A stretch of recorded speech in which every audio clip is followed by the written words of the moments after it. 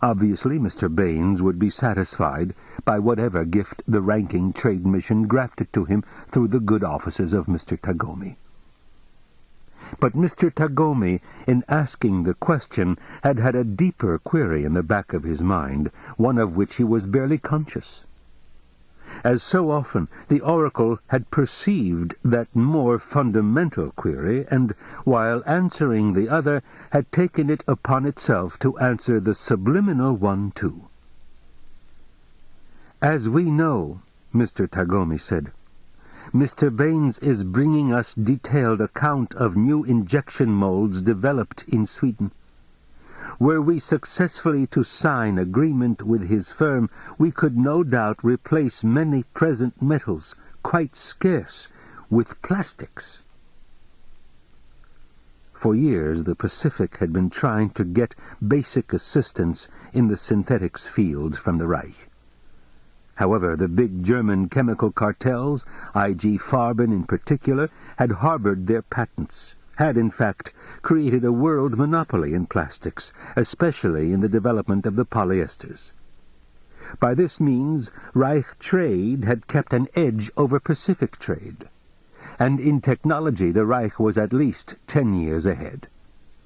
The interplanetary rockets leaving Festung Europa consisted mainly of heat-resistant plastics, very light in weight, so hard that they survived even major meteor impact. The Pacific had nothing of this sort. Natural fibers such as wood were still used, and of course the ubiquitous pot metals. Mr. Tagomi cringed as he thought about it. He had seen at trade fairs some of the advanced German work, including an all-synthetic automobile, the DSS, der Schnelle Spuk, which sold in PSA currency for about $600. But his underlying question, one which he could never reveal to the Pinoks flitting about trade mission offices, had to do with an aspect of Mr. Baines suggested by the original coded cable from Tokyo. First of all, coded material was infrequent, and dealt usually with matters of security, not with trade deals. And the cipher was the metaphor type, utilizing poetic allusion, which had been adopted to baffle the Reich monitors, who could crack any literal code, no matter how elaborate. So clearly it was the Reich whom the Tokyo authorities had in mind, not quasi-disloyal cliques in the home islands. The key phrase, "skim milk in his diet," referred to pinafore, to the eerie song that expounded the doctrine, "Things are seldom what they seem. Skim milk masquerades as cream." And the I Ching, when Mr. Tagomi had consulted it, had fortified his insight. Its commentary: "Here a strong man is presupposed. It is true he does not fit in with his environment, inasmuch as he is too brusque and pays too little attention to form. But as he is upright in character, he meets with response."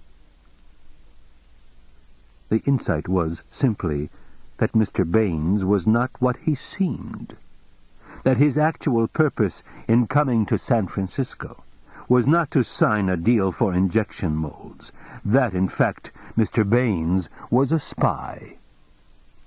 But for the life of him, Mr. Tagomi could not figure out what sort of spy, for whom, or for what.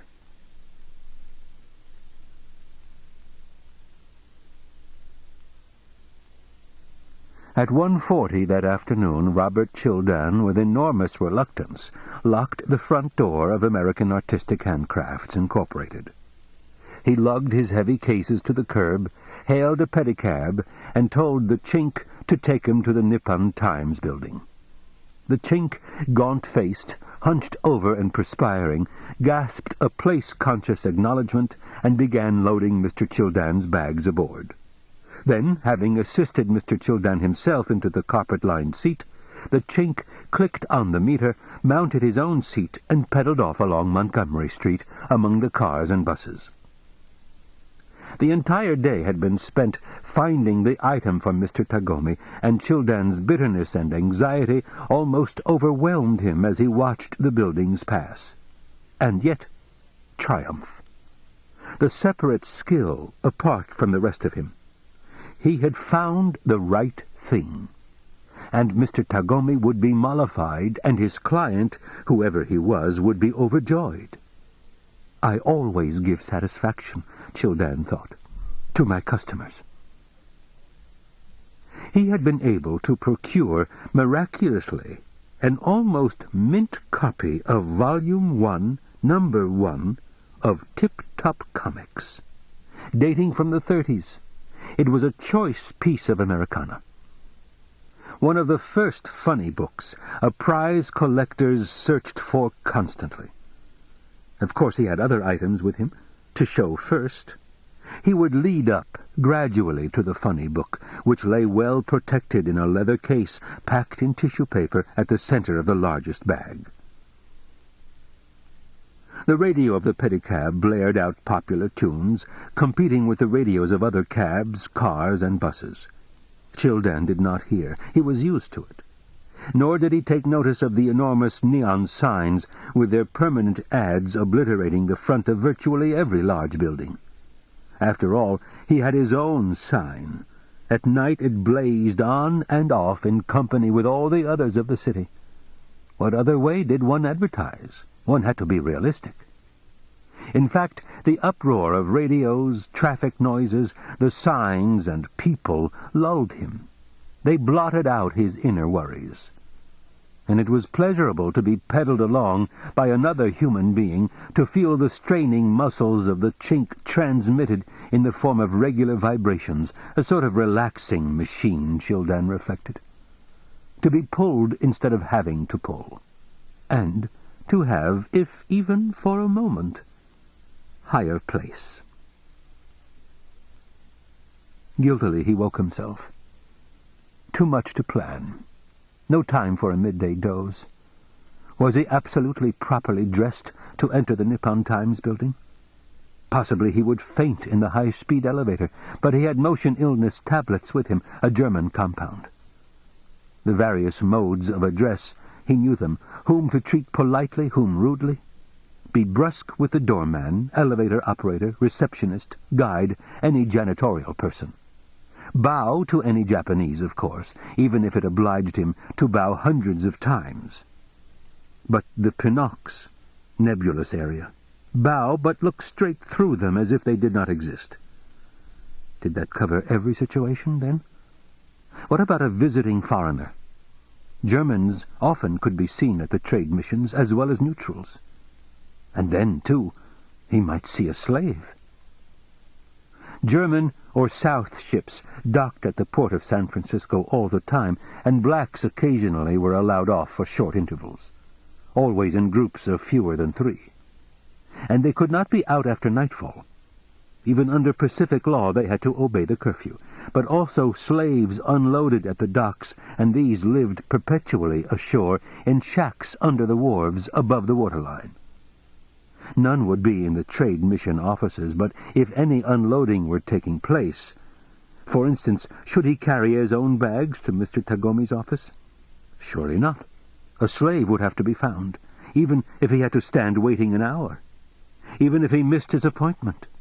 It was out of the question to let a slave see him carrying something. He had to be quite careful of that. A mistake of that kind would cost him dearly. He would never have place of any sort again among those who saw. In a way, Childan thought, I would almost enjoy carrying my own bags into the Nippon Times building in broad daylight. What a grand gesture! It is not actually illegal. I would not go to jail, and I would show my real feelings, the side of a man which never comes out in public life. But I could do it, he thought, if there weren't those damn black slaves lurking around. I could endure those above me seeing it, their scorn. After all, they scorn me and humiliate me every day. But to have those beneath see me, to feel their contempt, like this chink pedaling away ahead of me. If I hadn't taken a pedicab, if he had seen me trying to walk to a business appointment. One had to blame the Germans for the situation. Tendency to bite off more than they could chew. After all, they had barely managed to win the war, and at once they had gone off to conquer the solar system, while at home they had passed edicts which, well, at least the idea was good. And after all, they had been successful with the Jews and Gypsies and Bible students. And the Slavs had been rolled back 2,000 years' worth to their heartland in Asia. Out of Europe entirely, to everyone's relief. Back to riding yaks and hunting with bow and arrow. And those great glossy magazines printed in Munich and circulated around to all the libraries and newsstands, one could see the full-page color pictures for oneself. The blue-eyed, blonde-haired Aryan settlers who now industriously tilled, culled, ploughed, and so forth in the vast grain bowl of the world, the Ukraine. Those fellows certainly looked happy, and their farms and cottages were clean. You didn't see pictures of drunken, dull-witted Poles any more, slouched on sagging porches or hawking a few sickly turnips at the village market. All a thing of the past, like rutted dirt roads that once turned to slop in the rainy season, bogging down the carts. But Africa, they had simply let their enthusiasm get the better of them there. And you had to admire that, although more thoughtful advice would have cautioned them to perhaps let it wait a bit until, for instance, Project Farmland had been completed. Now there the Nazis had shown genius. The artist in them had truly emerged. The Mediterranean Sea bottled up, drained, made into tillable farmland through the use of atomic power. What daring! How the sniggerers had been set back on their heels, for instance, certain scoffing merchants along Montgomery Street. And as a matter of fact, Africa had almost been successful. But in a project of that sort, almost was an ominous word to begin to hear. Rosenberg's well-known powerful pamphlet issued in 1958. The word had first shown up then. As to the final solution of the African problem, we have almost achieved our objectives. Unfortunately, however, still, it had taken 200 years to dispose of the American Aborigines. And Germany had almost done it in Africa in 15 years. So no criticism was legitimately in order. Childan had, in fact, argued it out recently while having lunch with certain of those other merchants. They expected miracles, evidently, as if the Nazis could remold the world by magic. No, it was science and technology and that fabulous talent for hard work. The Germans never stopped applying themselves. And when they did a task, they did it right. And anyhow, the flights to Mars had distracted world attention from the difficulty in Africa. So it all came back to what he had told his fellow store owners. What the Nazis have which we lack is nobility. Admire them for their love of work or their efficiency, but it's the dream that stirs one. Space flights first to the moon, then to Mars. If that isn't the oldest yearning of mankind, our finest hope for glory. Now, the Japanese, on the other hand, I know them pretty well. I do business with them, after all, day in and day out. They are, let's face it, Orientals. Yellow people. We whites have to bow to them because they hold the power, but we watch Germany. We see what can be done where whites have conquered, and it's quite different.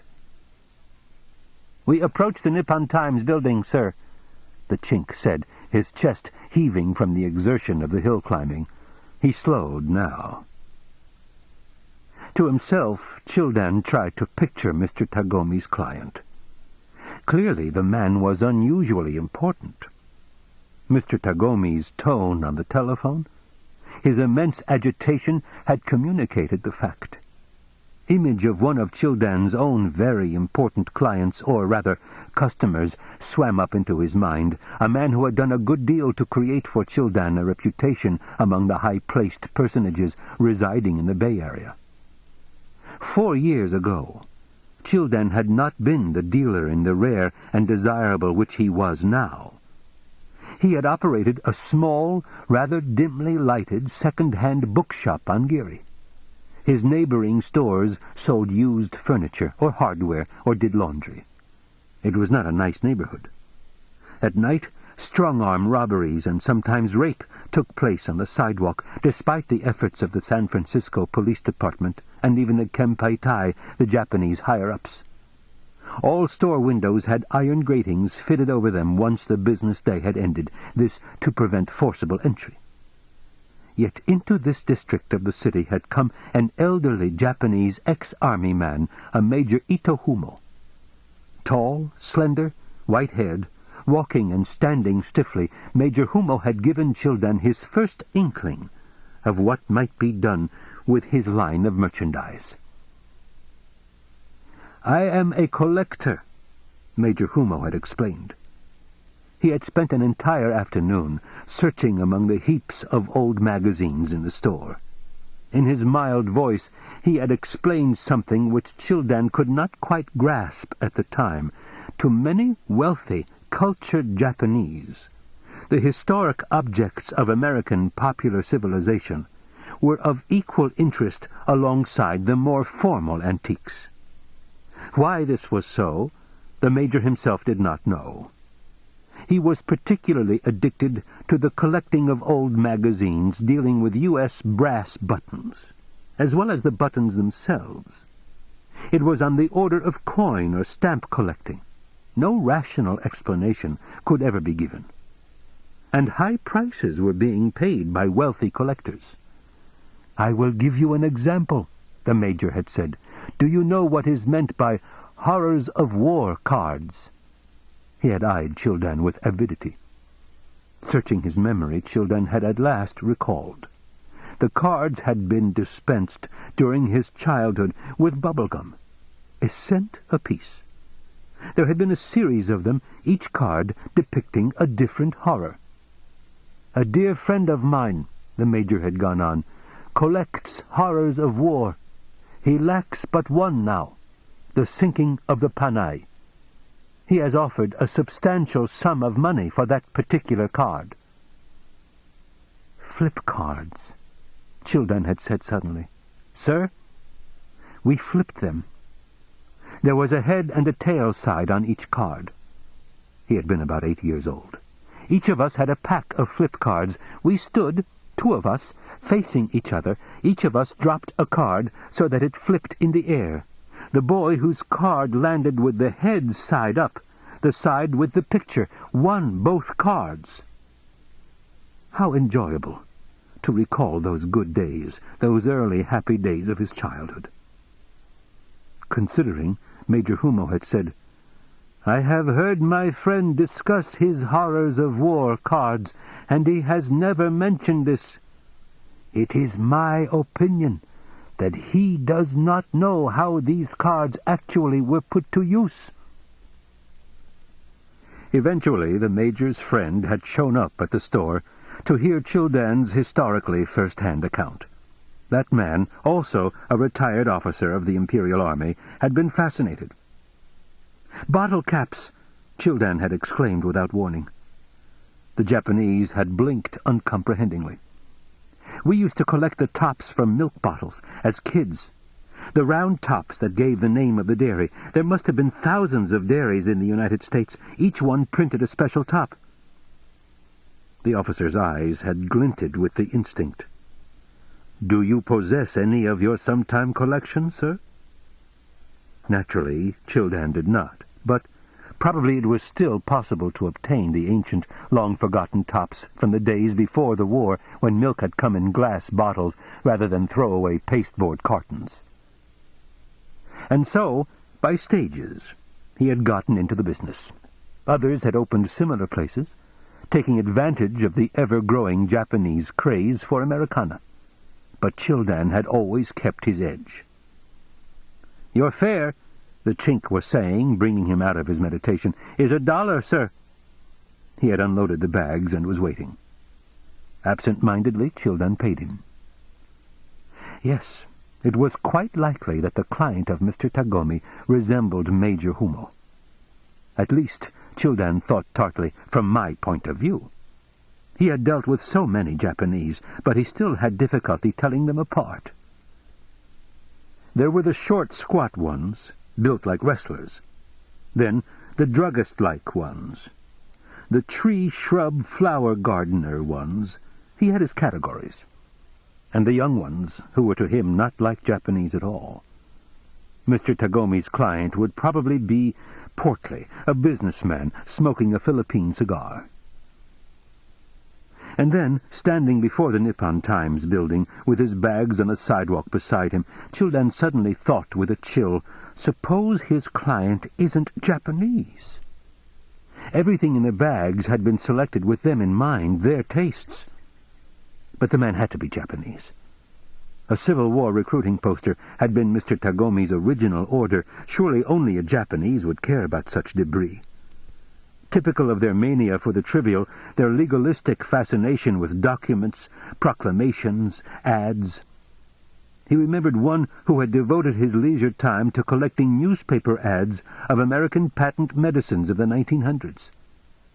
There were other problems to face. Immediate problems. Through the high doors of the Nippon Times building, men and women hurried, all of them well-dressed. Their voices reached Childan's ears, and he started into motion. A glance upward at the towering edifice, the highest building in San Francisco. Wall of offices, windows, the fabulous design of the Japanese architects, and the surrounding gardens of dwarf evergreens, rocks, the Karasansui landscape, sand imitating a dried-up stream winding past roots among simple, irregular flat stones. He saw a black who had carried baggage, now free. At once Childan called, "Porter!" The black trotted toward him, smiling. "To the 20th floor," Childan said in his harshest voice. "Suite B, at once." He indicated the bags and then strode on toward the doors of the building. Naturally, he did not look back.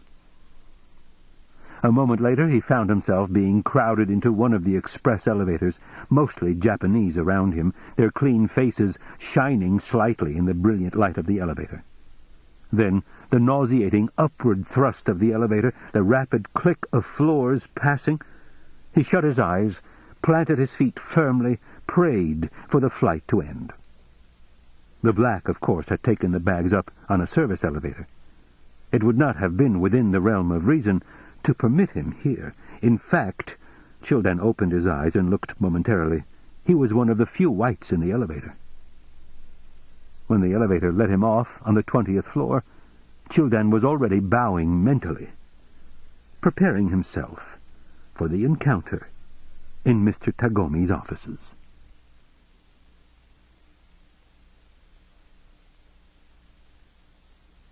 Chapter 3. At sunset, glancing up, Juliana Frink saw the dot of light in the sky shoot in an arc, disappear to the west. One of those Nazi rocket ships, she said to herself, flying to the coast, full of big shots. And here I am down below. She waved, although the rocket ship, of course, had already gone. Shadows advancing from the Rockies. Blue peaks turning to night. A flock of slow birds, migratory, made their way parallel with the mountains. Here and there a car turned its headlights on. She saw the twin dots along the highway. Lights, too, of a gas station. Houses. For months now she had been living here in Cannon City, Colorado. She was a judo instructor. Her workday had ended and she was preparing to take a shower. She felt tired. All the showers were in use by customers of Ray's gym, so she had been standing, waiting outdoors in the coolness, enjoying the smell of mountain air, the quiet. All she heard now was the faint murmur from the hamburger stand down the road by the highway's edge. 2 huge diesel trucks had parked, and the drivers in the gloom could be seen moving about, putting on their leather jackets before entering the hamburger stand. She thought, didn't Diesel throw himself out the window of his stateroom? Commit suicide by drowning himself on an ocean voyage? Maybe I ought to do that. But here there was no ocean. But there's always a way, like in Shakespeare. A pin stuck through one's shirt front, and goodbye Frink. The girl who need not fear marauding homeless from the desert walks upright in consciousness of many pinched nerve possibilities in grizzled, salivating adversary. Death instead by, say, sniffing car exhaust in highway town, perhaps through long hollow straw. Learned that, she thought, from Japanese. Imbibed placid attitude toward mortality, along with money-making judo. How to kill, how to die, yang and yin. But that's behind now. This is Protestant land. It was a good thing to see the Nazi rockets go by overhead and not stop, not take any interest of any sort in Cannon City, Colorado. Nor in Utah or Wyoming or the eastern part of Nevada, none of the open, empty desert states or pasture states. We have no value, she said to herself. We can live out our tiny lives, if we want to, if it matters to us. From one of the showers, the noise of a door unlocking. A shape, large Miss Davis, finished with her shower, dressed, purse under her arm. "Oh, were you waiting, Mrs. Frink? I'm sorry." "It's all right," Juliana said. "You know, Mrs. Frink, I've gotten so much out of judo, even more than out of Zen. I wanted to tell you." "Slim your hips the Zen way," Juliana said. "Lose pounds through painless satori. I'm sorry, Miss Davis. I'm wool gathering." Miss Davis said, "Did they hurt you much?" "Who?" "The Japs, before you learned to defend yourself." "It was dreadful," Juliana said. "You've never been out there on the coast, where they are." "I've never been outside of Colorado," Miss Davis said, her voice fluttering timidly. "It could happen here," Juliana said. "They might decide to occupy this region, too." "Not this late." "You never know what they're going to do," Juliana said. "They hide their real thoughts." "What did they make you do?" Miss Davis, hugging her purse against her body with both arms, moved closer in the evening darkness to hear. "Everything," Juliana said. "Oh, God! I'd fight," Miss Davis said. Juliana excused herself and walked to the vacant shower. Someone else was approaching it with a towel over her arm. Later she sat in a booth at Tasty Charlie's broiled hamburgers, listlessly reading the menu. The jukebox played some hillbilly tune, steel guitar and emotion-choked moaning. The air was heavy with grease smoke, and yet the place was warm and bright, and it cheered her. The presence of the truck drivers at the counter, the waitress, the big Irish fry cook in his white jacket at the register making change. Seeing her, Charlie approached to wait on her himself. Grinning, he drawled, "Missy want tea now?" "Coffee," Juliana said, enduring the fry cook's relentless humor. "Ah, so," Charlie said, nodding. "And the hot steak sandwich with gravy. Not have bowl rat's nest soup? Or maybe goat brains fried in olive oil?" A couple of the truck drivers, turning on their stools, grinned along with the gag, too. And in addition they took pleasure in noticing how attractive she was. Even lacking the fry cook's kidding, she would have found the truck drivers scrutinizing her. The months of active judo had given her unusual muscle tone. She knew how well she held herself, and what it did for her figure. It all has to do with the shoulder muscles, she thought as she met their gaze. Dancers do it too. It has nothing to do with size. Send your wives around to the gym and we'll teach them. And you'll be so much more content in life. "Stay away from her," the fry cook warned the truck drivers with a wink. "She'll throw you on your can." She said to the younger of the truck drivers, "Where are you in from?" "Missouri," both men said. "Are you from the United States?" she asked. "I am," the older man said. "Philadelphia. Got 3 kids there. The oldest is 11. "Listen," Juliana said, "is it easy to get a good job back there?" The younger truck driver said, "Sure, if you have the right color skin." He himself had a dark, brooding face with curly black hair. His expression had become set and bitter. "He's a wop," the older man said. "Well," Juliana said, "didn't Italy win the war?" She smiled at the young truck driver, but he did not smile back. Instead, his somber eyes glowed even more intensely, and suddenly he turned away. "I'm sorry," she thought. But she said nothing. "I can't save you or anybody else from being dark." She thought of Frank.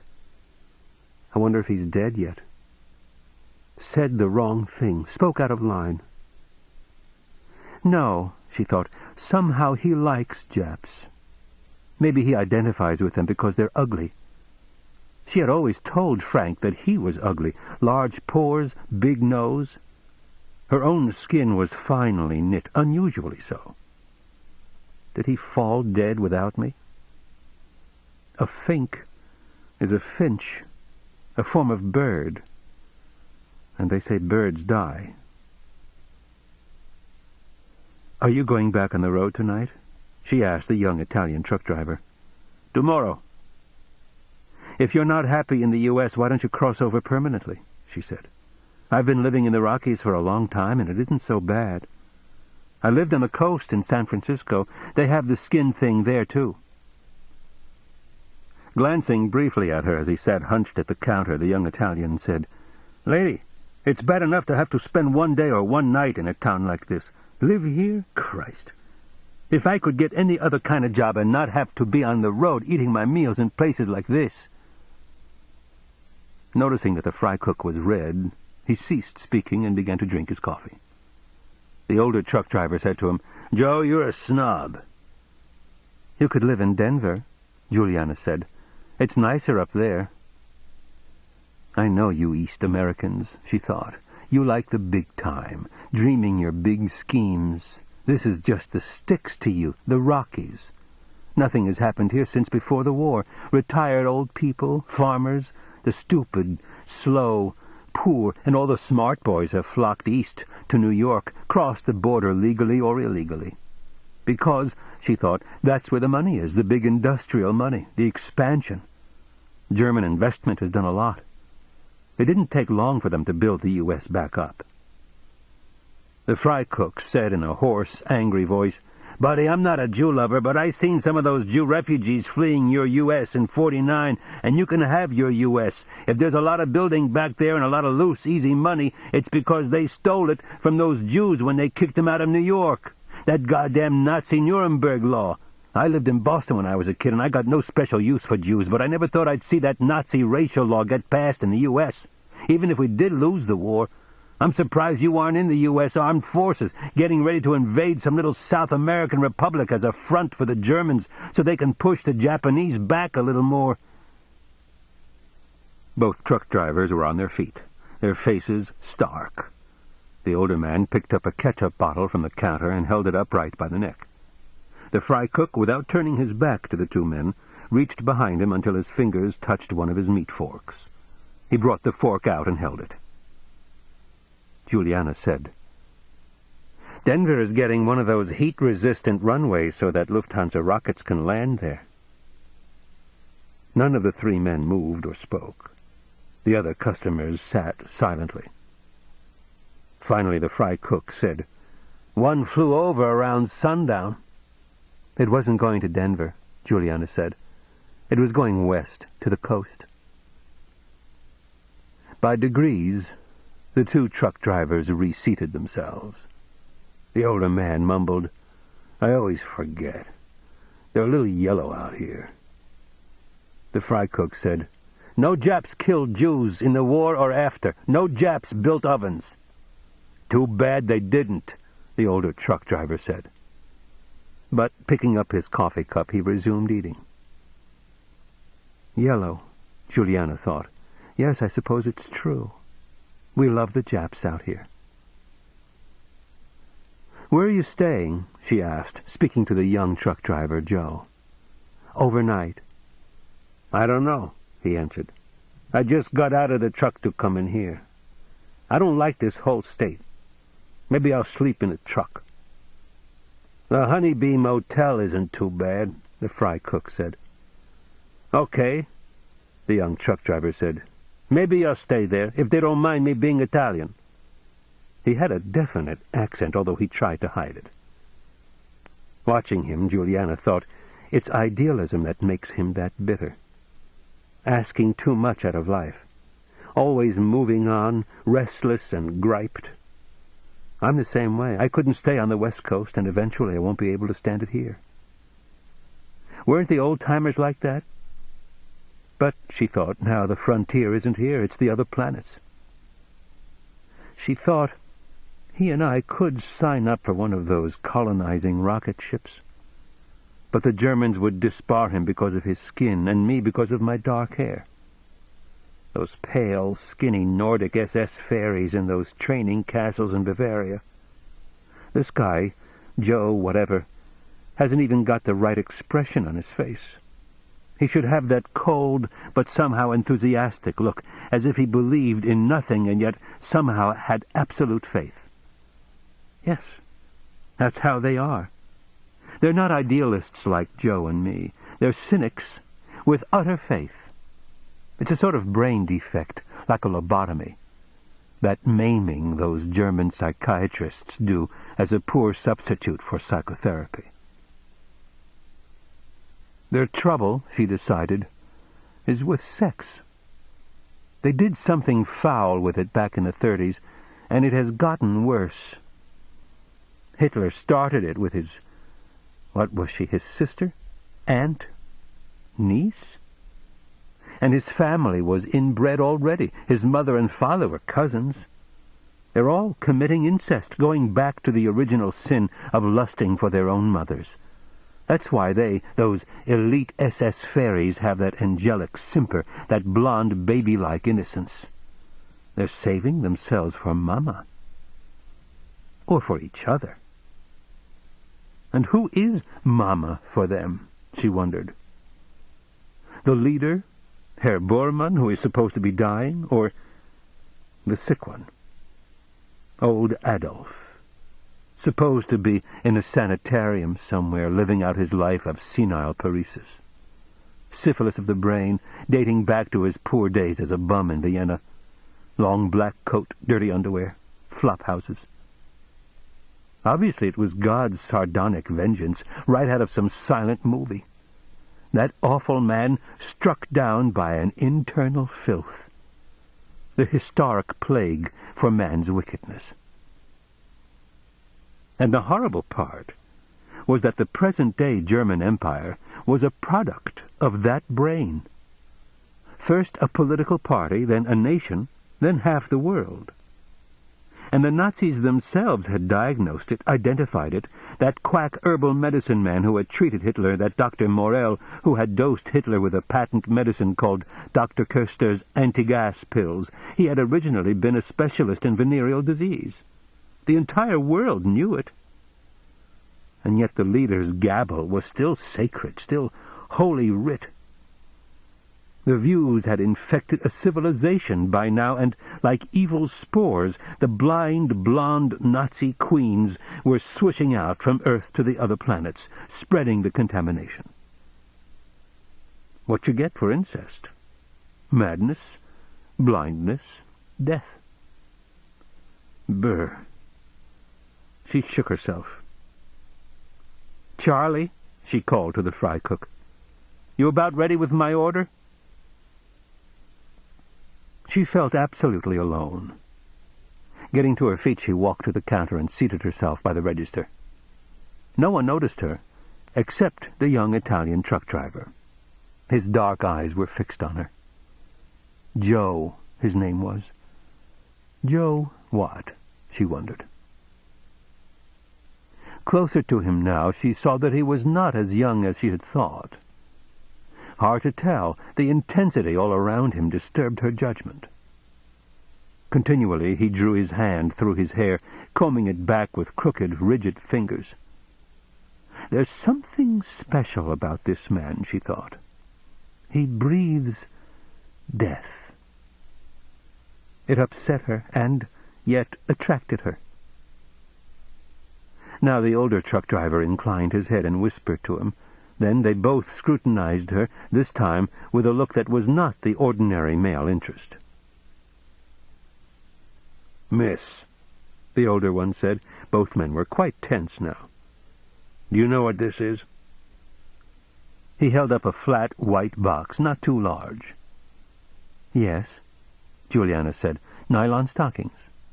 Synthetic fiber made only by the great cartel in New York, I.G. Farben. Very rare and expensive." "You gotta hand it to the Germans. Monopoly's not a bad idea." The older truck driver passed the box to his companion, who pushed it with his elbow along the counter toward her. "You have a car?" the young Italian asked her, sipping his coffee. From the kitchen Charlie appeared. He had her plate. "You could drive me to this place." The wild, strong eyes still studied her, and she became increasingly nervous, and yet increasingly transfixed. "This motel, or wherever I'm supposed to stay tonight. Isn't that so?" "Yes," she said. "I have a car. An old Studebaker." The fry cook glanced from her to the young truck driver, and then set her plate before her at the counter. This ends Side 2 of Cassette 1 of The Man in the High Castle. Please fast forward to the end before loading Cassette 2.